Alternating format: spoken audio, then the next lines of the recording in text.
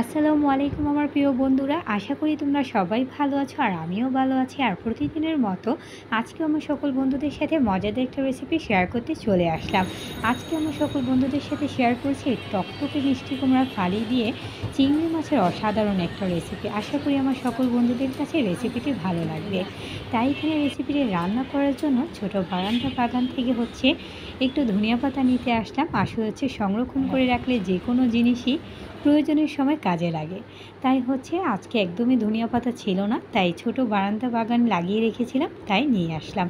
আর এখানে মিষ্টি কুমড়ো কেটে ভালো করে ধুয়ে আর সব কিছু একসাথে রেডি করে নিয়েছি রান্না করার জন্য।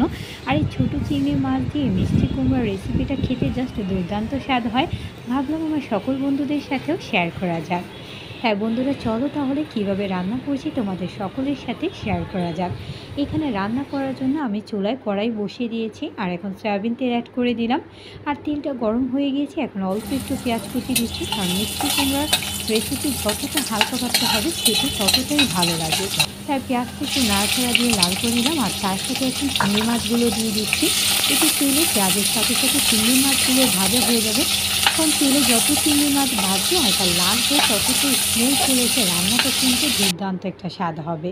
তাই ভালো করে নাড়াচাড়া করে লাল করে নিলাম চিংড়ি মাছ আর পেঁয়াজ। আর এখন মরিচ আর হলুদের গুঁড়া অ্যাড করে সাথে সামান্য পরিমাণ একটু রসুন বাটা দিয়ে দিলাম, এতে দারুণ একটা ফ্লেভার আসবে। আর সাথে অল্প একটু পানি দিয়ে ভালো করে মশলাটা কষিয়ে নিচ্ছি। আর এখন সাথে দিয়ে দিচ্ছি সামান্য পরিমাণ মতো লবণ, দিয়ে আবারও ভালো করে নাড়াচাড়া করে নিচ্ছি। আর মশলাটা প্রায় কষানো হয়ে গেছে, এখন বেশি করে একটু কাঁচামরিচ দিয়ে দিলাম, কারণ মিষ্টি কুমড়ার রেসিপিতে একটু কাঁচামরিচ দিলে খেতে খুবই ভালো লাগে। আর এখন আগে থেকে ধুয়ে রাখা মিষ্টি কুমড়ার ফালিগুলো দিয়ে দিলাম, দিয়ে ভালো করে মশলার সাথে এখন মিষ্টি কুমড়োগুলো কষিয়ে নিচ্ছি। এই রেসিপিটা কিন্তু খেতে সত্যিই দুর্দান্ত স্বাদ। একবার হলেও বাসায় ট্রাই করবে, আশা করি তোমাদের সকলের কাছে ভালো লাগবে। আর কিছুক্ষণের জন্য ঢেকে রাখলাম, এতে মিষ্টি কুমড়োগুলো তাড়াতাড়ি করে গলে যাবে। আর কিছুক্ষণ পর খুলে নিলাম, তোমরা দেখতেই পাচ্ছ বন্ধুরা দারুণ একটা কালার চলে এসছে, এটা কিন্তু দারুণ একটা ফ্লেভার আসছে যা তোমরা পাচ্ছ না। আর ভালো করে কষিয়ে নিলাম আর একটু পানি দিয়ে দিচ্ছি, পানি দিয়ে আবারও ভালো করে নাড়াচাড়া করে নিচ্ছি, এতে মিষ্টি কুমড়োগুলো তাড়াতাড়ি করে গলে যাবে। আর এখন সামান্য একটু চিনি দিয়ে দিলাম, কারণ মিষ্টি কুমড়োতে একটু চিনি দিলে দারুণ একটা মিষ্টি মিষ্টি স্বাদ আসে আর খেতেও ভালো লাগে। ভালো করে নাড়াচাড়া করে নিলাম। আর এখন উপর দিক দিয়ে ছড়িয়ে দিচ্ছি ধনিয়া পাতা, এতে দারুণ একটা ফ্লেভার আসবে রান্নাটাতে আর খেতেও কিন্তু দুর্দান্ত স্বাদ হবে।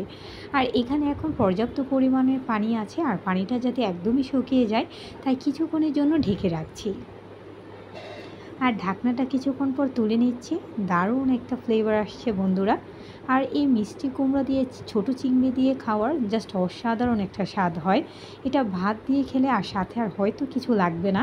আর আস্তে আস্তে এখন চুলার আঁচটা বাড়িয়ে পানিটা কমে তেলটা চলে আসলেই নামিয়ে নেব।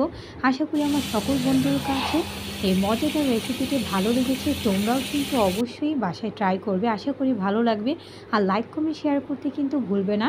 আর যারা যারা আমাকে সাপোর্ট করেছে অসংখ্য ধন্যবাদ। যারা আমাকে সাপোর্ট করে ফেলো আমার নিত্য নতুন ভিডিও দেখার জন্য। আজকে এই পর্যন্ত, আল্লাহ হাফেজ।